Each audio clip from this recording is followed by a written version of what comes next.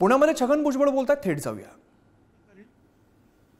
मग ईडब्ल्यूएस जे आहे तुमचा आर्थिक मध्ये तोच माणूस दुसरा अर्ज करील, मग एसीबीसी मध्ये सुद्धा तोच माणूस तिसरा अर्ज करील.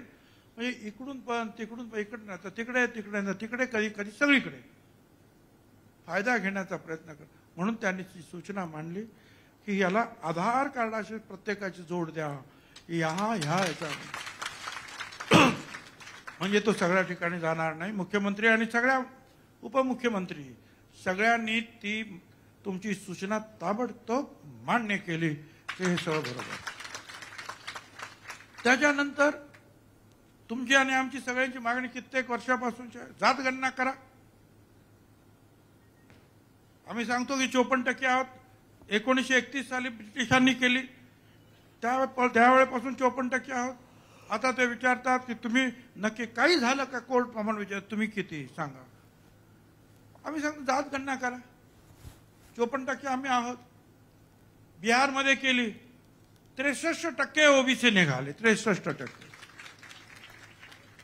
काल हा मुद्दा मांडल्यानंतर राष्ट्रवादी काँग्रेस पक्ष, अजित पवार यांनी तर त्या मॅनिफेस्टोमध्ये हा मुद्दा होताच. पण काल देवेंद्र फडणवीस यांनी सुद्धा सगळ्यांच्या समोर सांगितलं की हा जात गणना झाली पाहिजे, ही आमची सुद्धा मागणी आहे. सगळ्यांची मागणी आहे आता, ही जात गणना झाली पाहिजे. होऊ देत ना. आम्ही 50% आहोत, 60% आहे का नाहीच. याचं कारण असं आहे की आहे तसं. हे जे आता तुम्ही म्हणाल ना बाठिया कमिशन, ते आम्ही एका ठिकाणी सिन्नरमध्ये 4 गावं अशी सापडली की तिथे एकही ओबीसी नाही. आता ते मला जवळचं होतं. खरं सांगायचं, समता परिषदेच्या आमच्या कार्यकर्त्याला सांगितलं की सर या 4 गावामध्ये जाऊन बघा किती ओबीसी आहेत. एका गावामध्ये सरपंचच ओबीसी होता,